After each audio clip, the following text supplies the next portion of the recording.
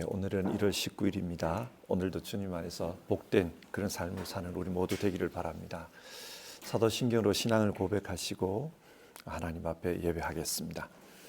나는 전능하신 아버지 하나님, 천지의 창조주를 믿습니다. 나는 그의 유일하신 아들, 우리 주 예수 그리스도를 믿습니다. 그는 성령으로 잉태되어 동정녀 마리아에게서 나시고 본디오 빌라도에게 고난을 받아 십자가에 못 박혀 죽으시고 장사된 지 사흘 만에 죽은 자 가운데서 다시 살아나셨으며 하늘에 오르시어 전능하신 아버지 하나님 우편에 앉아 계시다가 거기로부터 살아있는 자와 죽은 자를 심판하러 오십니다. 나는 성령을 믿으며 거룩한 공교회와 성도의 교제와 죄를 용서받는 것과 몸의 부활과 영생을 믿습니다. 아멘. 찬송가 364장입니다. 364장. 내 기도하는 그 시간 우리 1절 2절 부르고 성경 말씀 살펴보겠습니다.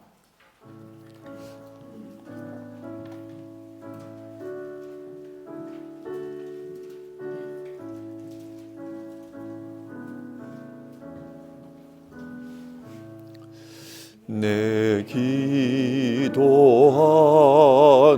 그 시간 그때가 가장 즐겁다. 이 세상 근심 걱정에 얽매인 나를 부르사 내 진정 소원 주 앞에 낱낱이 바로 하래오. 큰 불행 당해 슬플 때 나 위로받게 하시네. 내 기도하는 그 시간 내게는 가장 귀하다. 저 광야 같은 세상을 끝없이 방황하면서 위태한 길로 나갈 때 주께서 나를 이끌어 그 보좌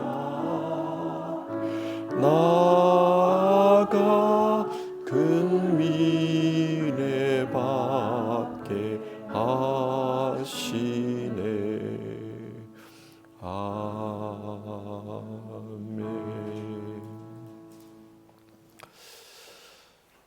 오늘 함께 살펴보실 성경 말씀은 누가복음 11장입니다. 누가복음 11장 1절부터 해서 4절까지의 말씀만 읽도록 하겠습니다. 누가복음 11장 1절에서 4절까지의 말씀 한 절씩 교독해서 읽겠습니다. 1절입니다. 예수께서 어떤 곳에서 기도하고 계셨는데 기도를 마쳤을 때에 그의 제자들 가운데 한 사람이 그에게 말하였다. 주님, 요한이 자기 제자들에게 기도하는 것을 가르쳐 준 것과 같이 우리에게도 그것을 가르쳐 주십시오. 예수께서 그들에게 말씀하셨다. 너희는 기도할 때에 이렇게 말하여라. 아버지, 그 이름을 거룩하게 하여 주시고 그 나라를 오게 하여 주십시오. 날마다 우리에게 필요한 양식을 내려주십시오. 우리의 죄를 용서하여 주십시오. 우리에게 빚진 모든 사람을 우리가 용서합니다. 우리를 시험에 들지 않게 하여 주십시오. 아멘.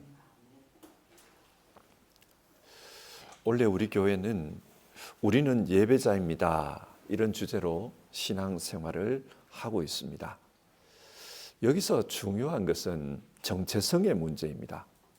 우리의 정체성이 뭐냐? 우리는 하나님을 예배하는 하나님의 사람이라는 것입니다. 이 정체성을 분명히 하는 것이 중요합니다.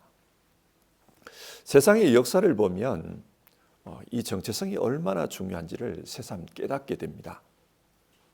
한때 중국은요, 만주족이 지배했습니다.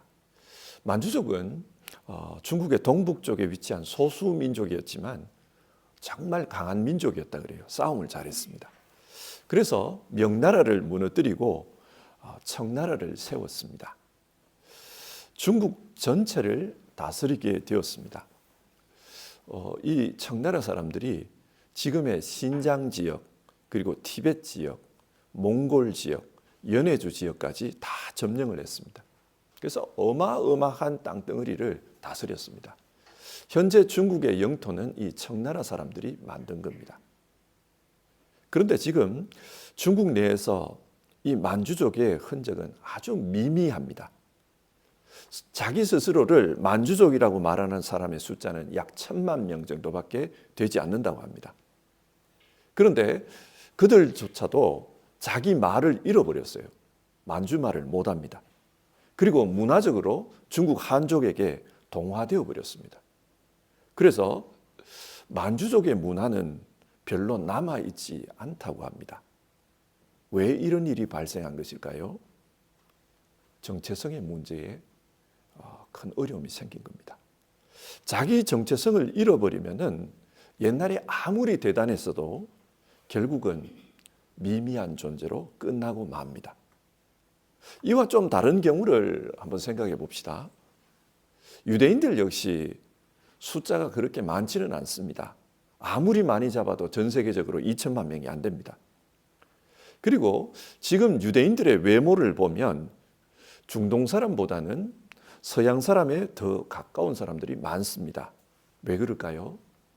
수천 년 동안 이방을 뜨돌면서 그들과 혼혈이 된 것입니다. 그러나 그럼에도 불구하고 이 유대인들은 자기 정체성이 아주 분명합니다. 그러니까 살아남습니다. 그리고 이 세상에서 작지만 아주 강한 영향력을 행사하면서 그렇게 살아가고 있습니다. 이것이 오늘 우리 그리스도인들에게 시사해 주는 바가 아주 큽니다. 우리 그리스도인들은 이 땅에서 하나님의 사람이라는 자기 정체성을 분명히 할 때 자기 존재를 지킬 수 있습니다. 성경은 말합니다. 우리는 하늘에 속한 하늘의 시민들이다. 만약에 이 정체성을 잃어버리면 세상에 동화되고 말 것입니다. 그렇게 되면 그리스도인들은 이 땅에서 의미 없는 존재, 미미한 존재로 사라지고 말 것입니다. 그래서 하나님은 우리에게 너희는 하나님의 사람이다. 이 정체성을 분명히 하고 그렇게 살아가는 것을 원하십니다. 자, 그러면 이런 질문을 해보게 됩니다. 어떻게 해야 우리가 하나님의 사람이라는 이 정체성을 지킬 수 있을까요? 성경은 우리에게 예배를 말합니다. 예배 드리는 가운데 우리가 하나님의 사람이라는 것을 기억하라는 겁니다. 그리고 오늘 본문은 우리에게 그 예배 중에서도 기도에 대해서 말합니다. 기도하는 신앙, 기도로 예배하는 그런 모습으로 나는 하나님의 사람이다. 자기 정체성을 늘 생각하면서 살라는 것입니다. 그래서 오늘은 이 기도에 대한 본문을 살펴보려고 합니다. 오늘 1절을 보시면은 예수님께서 어떤 곳에서 기도하고 계셨다. 그 말씀이 나옵니다. 누가복음 22장 39절에 따르면 예수님은 습관을 따라 기도하셨다라는 말이 나옵니다. 예수님은 늘 기도하는 그런 습관이 있었습니다. 그리고 마가복음 1장에 따르면 예수님은 새벽 미명에 기도하셨다는 말이 나옵니다. 사람들이 활동하기 이전 예수님은 늘 기도하면서 하루를 시작하셨습니다. 아마 제자들도 예수님이 이렇게 기도하시는 모습을 자주 보았을 것입니다. 그런데 자기 자신들은 기도하지 않아요. 성경을 보면 제자들이 예수님과 함께 기도했다는 말이 없습니다. 예수님께서 기도하실 때 저 멀리 떨어져 있었다, 자고 있었다, 이런 표현들이 나옵니다. 왜 그럴까요? 제자들은 기도하는 법을 몰랐던 것으로 보입니다. 그래서 예수님께 우리에게도 기도하는 법을 가르쳐 주십시오. 그렇게 부탁을 합니다. 1절을 보면 주님, 요한이 자기 제자들에게 기도하는 것을 가르쳐 준 것과 같이 우리에게도 그것을 가르쳐 주십시오. 여기서 요한은 세례 요한입니다. 세례 요한은 자기 제자들에게 너희는 이렇게 기도해라. 기도하는 법을 가르쳤다는 거예요. 그것처럼 우리에게도 기도하는 법을 가르쳐 주십시오. 그렇게 예수님께 요청했습니다. 그래서 예수님은 기도를 가르치십니다. 그 기도가 2절에서 4절에 나오는데요. 이 본문을 읽어보면 우리가 예배 때마다 암송하는 그 주기도문과 유사합니다. 주기도문을 가르치셨습니다. 자, 먼저 어떻게 기도해야 되는가? 이 주기도문을 통해서 기도의 내용부터 한번 살펴봅시다. 어떻게 기도해야 되는가? 이 본문을 보면 기도의 내용이 크게 두 가지입니다. 첫 번째는 아버지, 그 이름을 거룩하게 하여 주시고 그 나라를 오게 하여 주십시오. 하나님을 위한 기도를 하라는 것입니다. 예수님은 제자들에게 너희는 먼저 하나님을 위해서 기도해라. 그 기도가 어떤 거냐? 하나님의 이름이 거룩하게 되는 것, 즉 하나님의 영광을 위해 기도하라고 합니다. 그리고 하나님의 나라가 오게 해 주십시오. 하나님 나라를 위해서 기도하라는 겁니다. 여기서 하나님 나라라는 이 말을 쉽게 번역하면은 하나님의 통치입니다. 하나님의 통치가 이루어짐으로써 하나님의 영광이 나타나기를 그렇게 기도하라는 겁니다.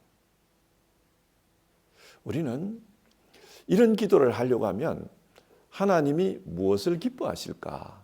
하나님이 어떻게 통치하실까? 그걸 생각해야 합니다. 그렇게 생각하는 가운데 하나님이 이거 기뻐하시겠구나. 하나님을 위해서 기도하라는 겁니다. 두 번째 기도의 내용은 우리 자신을 위한 것입니다. 3절을 보면 날마다 우리에게 필요한 양식을 내려주십시오. 그러니까 우리가 이 땅에서 살아가는데 꼭 필요한 것들을 하나님께 간구하라고 합니다. 왜 이런 것을 간구하라고 하는가? 하나님은 우리의 아버지입니다. 아버지, 시작이 그렇게 되잖아요. 아버지, 하나님이 우리 아버지입니다. 그러니까 그 아버지에게 필요한 것이 있거든 간구하라는 겁니다.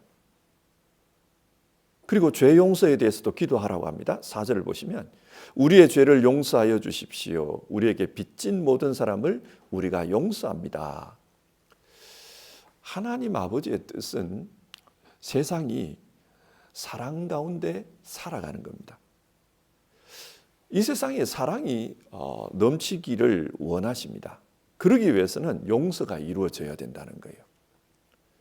우리 자신이 하나님으로부터 죄를 용서받은 것처럼 우리도 누군가를 용서해야 된다. 그래야 하나님이 원하시는 그 사랑의 통치가 이루어진다. 그렇게 말씀합니다. 그리고 하나님에게 보호해 달라고 기도하라고 합니다. 우리를 시험에 들지 않게 하여 주십시오. 이 세상에는 악이 가득합니다. 그래서 그 악이 우리로 하여금 시험 들게 만드는 그런 일들을 합니다. 하지만 하나님은 우리를 그 악으로부터 지켜주실 수 있는 분입니다. 그래서 하나님께 기도하라는 거예요. 자, 여기서 한번 생각해 봅시다. 여러분, 지금 예수님께서 제자들에게 가르쳐 주신 기도가 어떤 겁니까? 단순하게 표현하면 대화입니다. 하나님과의 대화입니다. 대화는 내가 하고 싶은 말을 하고 또 상대방이 하는 말을 듣는 겁니다. 그처럼 주님이 가르쳐 주신 기도도 하나님이 원하시는 게 뭔지를 생각하며 기도하라는 거예요. 뿐만 아니라 내가 원하는 것도 기도하라는 거예요. 하나님이 원하시는 것, 내가 원하는 것, 이걸 기도하라. 대화 같은 거예요. 자, 이걸 우리에게 한번 적용해 봅시다. 어떤 분들은 기도하는 것을 힘들어합니다. 왜 힘들어하는가? 기도가 하나님과의 대화라고 하는데 대화의 상대가 보이지를 않아요. 그리고 그분이 내게 말을 하는 게 들리지를 않아요. 뭔가 듣고 또 상대방이 보여야 대화를 할 수 있는데 보이지도 않고 들리지도 않습니다. 그러니까 대화가 어려운 겁니다. 우리는 믿음 안에서 나의 말을 듣고 있는, 나의 기도를 듣고 있는 그 하나님과 대화하는 겁니다.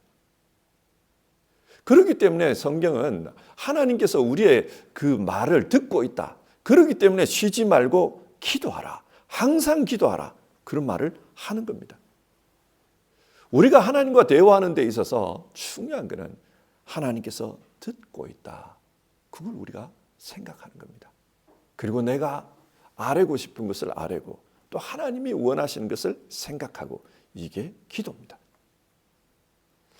자, 그러면 어떤 태도로 기도를 해야 되는가?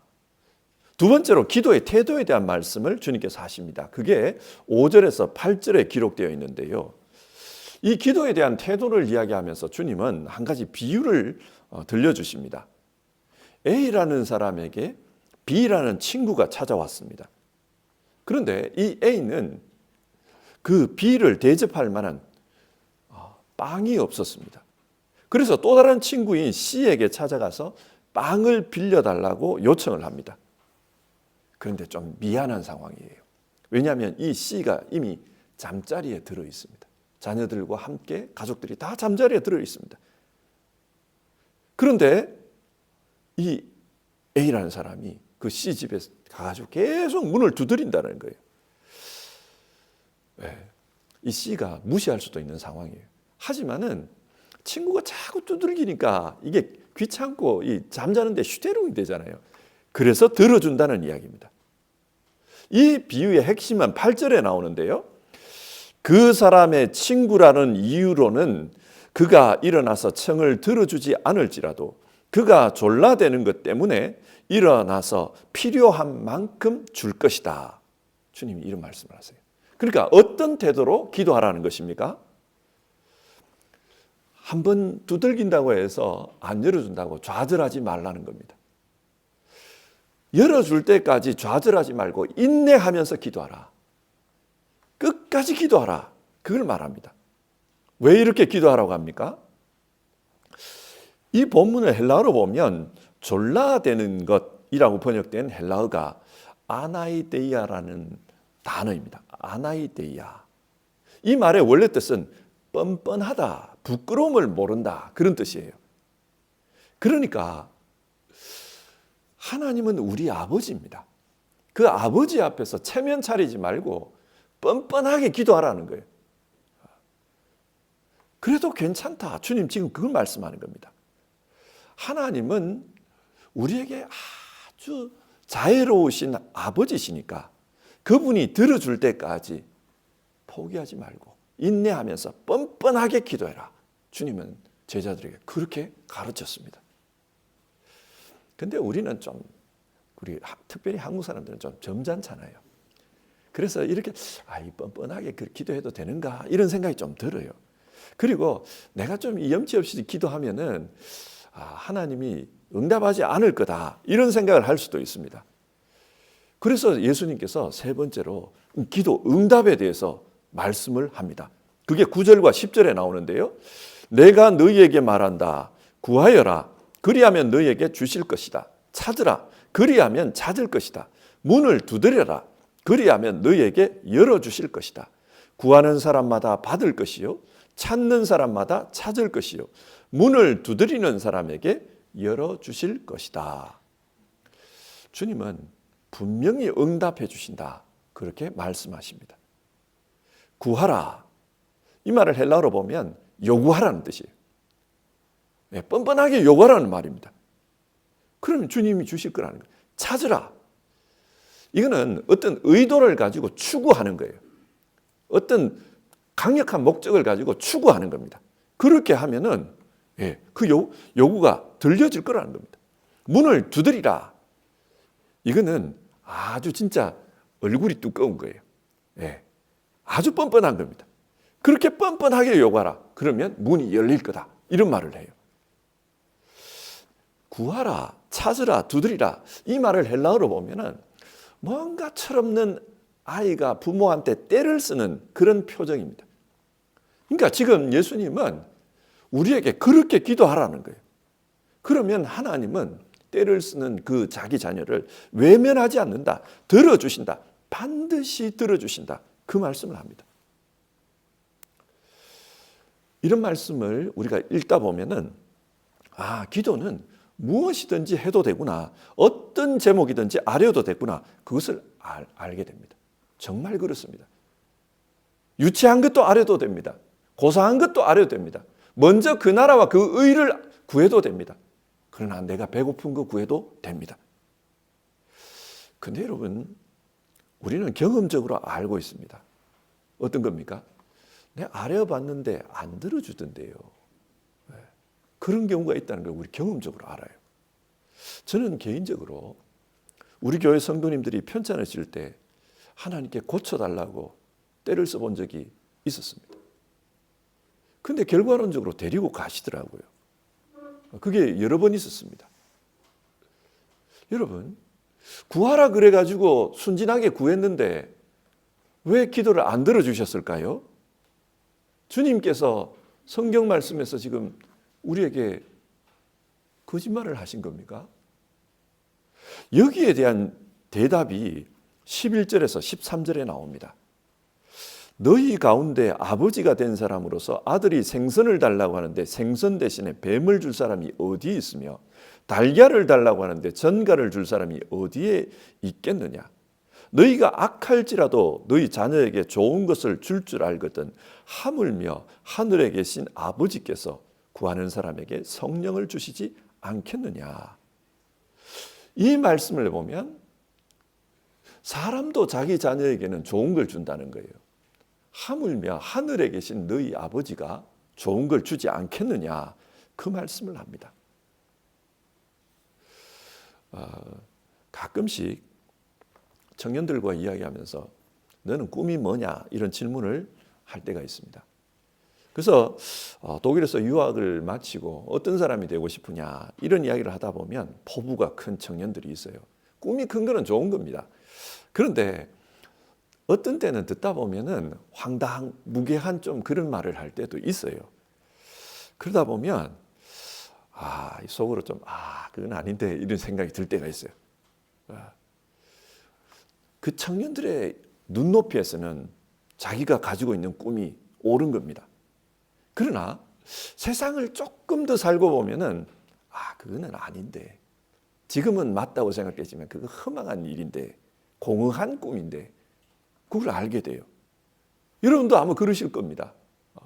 마찬가지입니다. 우리가 하나님께 요구하는 것하고 하나님께서 생각하고 있는 것하고는 다릅니다. 하늘이 땅보다 높음같이 하나님의 생각은 우리의 생각보다 높다. 이사야서는 그렇게 말합니다. 하나님께서 우리의 기도에 응답하지 않을 때는 응답 안 해주는 것이 더 좋기 때문입니다. 더 나은 것이 있기 때문에 응답을 안 해주시는 겁니다. 우리는 그렇게 믿어야 합니다. 내게 지금 주어진 이 상황이 가장 적합하고 좋은 거다. 그렇게 믿어야 합니다. 그러면서 성경이 뭐라고 하냐? 가장 좋은 게 뭐라고 하냐? 오늘 성경은 성령을 주시지 않겠느냐? 그렇게 말합니다. 성령, 즉 하나님 자신입니다. 하나님은 우리에게 작은 선물을 주는 것, 그것도 기뻐하시지만 가장 좋은 것, 하나님 자신을 주는 것, 그걸 기뻐한다는 겁니다. 그래서 궁극적으로는 하나님께서 하나님 자신을 주려고 합니다. 근데 내가 요걸 주면은 이걸 안 받으려고 할 때가 있을 수 있잖아요. 그래서 하나님은 자기 자신을 주시기 위해 때로는 거절하기도 합니다. 자, 오늘 말씀을 한번 정리해 봅시다. 사람에게는 정체성이 중요합니다. 우리는 이 땅에 살지만 하늘에 속한 하나님 나라의 사람들입니다. 하나님의 사람이라는 이 정체성을 분명히 하고 살아야 우리는 이 땅에서 소멸하지 않고 살아갈 수 있습니다. 세상이 얼마나 대단합니까? 세상에 얼마나 대단한 사람들이 많고 영향력이 큰 사람들이 많습니까? 이런 세상 속에서 나는 하나님을 섬기는 하나님의 사람이다. 이 정체성을 잃어버리면 그 세상의 영향력 앞에 굴복할 수 있습니다. 그리고 미미한 존재로 사라질 수도 있습니다. 하나님은 우리가 하나님의 사람, 하늘에 속한 하나님의 사람이라는 것을 분명히 알고 살아가기를 원합니다. 그런데 어떻게 해요? 어떻게 우리 정체성을 기억하고 인식하고 그렇게 살아갈 수 있습니까? 성경이 말하는 것은 예배입니다. 그리고 특별히 오늘 본문은 기도를 말합니다. 하나님 앞에 기도하는 가운데 우리 정체성을 분명히 하라는 것입니다. 하나님 앞에 기도할 때 하나님 나라를 위해서 기도합니다. 그러는 가운데 우리는 생각합니다. 아, 내가 하나님 나라의 사람이다. 이 땅에 살지만 나는 하나님 나라의 사람이다. 그걸 기억하라는 겁니다. 여러분, 우리의 기도가 이 땅의 것에 머물러 버리면요, 우리는 이 땅의 것에만 주목하고 이 땅의 것에만 우리의 신경을 집중할 겁니다. 그러면 우리가 이 땅 사람과 다를 바가 없어요. 그래서 하나님의 뜻을 살피면서 하나님 나라를 위해서 기도하라고 성경은 말씀합니다. 그리고 포기하지 말고 인내하면서 기도하라고 합니다. 뻔뻔하게 기도하라고 합니다. 그러는 가운데 내가 하나님의 자녀라는 것을 알라고 합니다. 여러분, 내 기도가 때로는 유치할 수 있고 내가 요구하는 것이 내가 생각해 봐도 좀 부끄러울 때가 있을 수 있어요. 그러나 그럼에도 불구하고 하나님께 요구하라는 겁니다. 왜냐? 주시고 안 주시고는 그분의 뜻이고 그렇게 요구하는 자녀됨의 태도를 가지고 살아갈 때 우리는 하나님 자녀라는 그 자기 정체성을 몸으로 체득하게 됩니다. 우리는 기도를 통해서 내가 하나님의 사람이라는 것을 기억해야 합니다. 정체성을 분명히 해야 합니다. 성도 여러분, 기도 생활에 힘을 씁시다. 그래서 이 땅에 살지만 하나님 나라 사람으로서 살아갈 수 있기를 바랍니다. 세상에 동화되어 가지고 세상 속에서 사라져버리는, 기억 속에서 사라져버리는 그런 사람이 되지 말고 하나님께서 기억하는 분명한 하나님의 사람이 되었으면 좋겠습니다.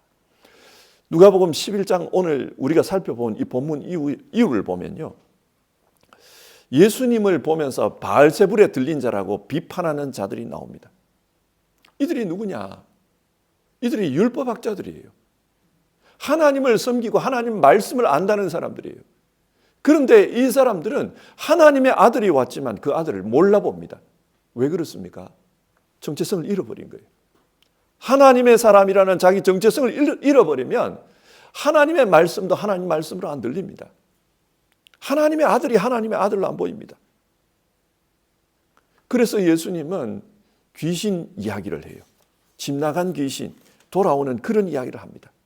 악한 영에게 사로잡혀 있다는 겁니다. 이 사람들은 악한 영에게 사로잡혀서 못 알아본다는 거예요. 그리고 믿음을 잃어버리고 헛된 표징을 요구하는 이들이 나옵니다. 예수님 말씀합니다. 요나의 표징 위에는 보여줄 표징이 없다. 왜냐? 이들은 보여줘도 모른다는 거예요. 왜 그런가 하면은 영적으로 눈먼 자이기 때문이다. 그 이야기를 하십니다. 그리고 그런 바리새파 사람들과 율법학자들을 책망하는 이야기가 37절부터 끝절까지 기록이 되어 있습니다. 하나님의 사람이라는 자기 정체성에서 문제가 생겨버리면 이런 바리새파 사람들과 율법학자들처럼 하나님 잘 믿는 것처럼 보이지만 결국은 하나님과 상관없는 그런 사람이 된다. 그걸 우리에게 말하고 있습니다. 우리가 기도하는 가운데 우리의 정체성을 날마다 분명히 하는 그런 삶을 살았으면 좋겠습니다. 기도 생활에 열심 내는 우리 성도님들 다 되기를 바랍니다. 함께 찬송하고 기도하겠습니다. 찬송가 365장입니다. 365장 1절과 2절 부르고요. 우리 같이 기도합시다.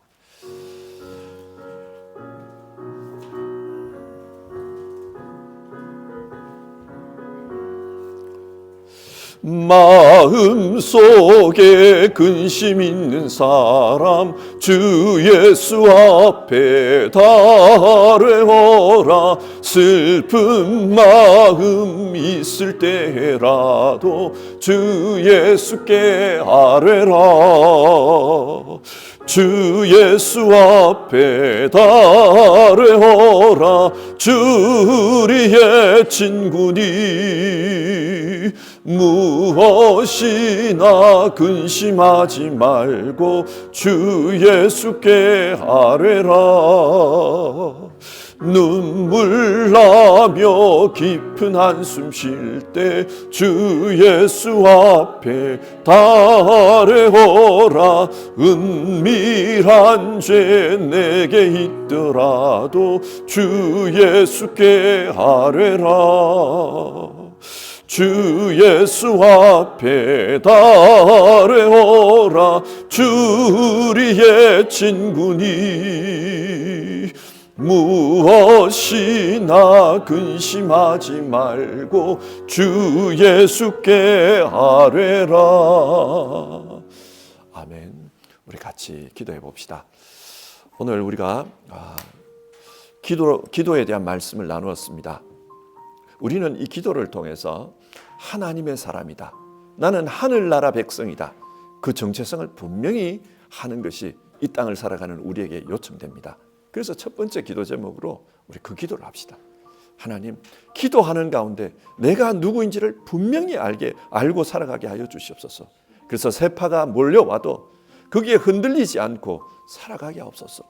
세속화가 아무리 거세도, 세상의 영향력이 아무리 강력해도 흔들리지 않고 믿음으로 사는 하나님 사람으로 살아가게 하옵소서. 우리 그 기도 제목을 기도하고요. 두 번째는 우리 교회가 기도하는 교회가 되게 하옵소서. 기도하는 가운데 하나님이여, 정말 이 세상 속에서 그리스도인으로 산다는 것이 무엇인지를 드러내는 교회 될 수 있도록 도와주시옵소서. 우리 그 두 가지 기도 제목으로 기도하겠습니다. 같이 기도하겠습니다. 사랑하신 하나님 아버지, 도와주시옵소서.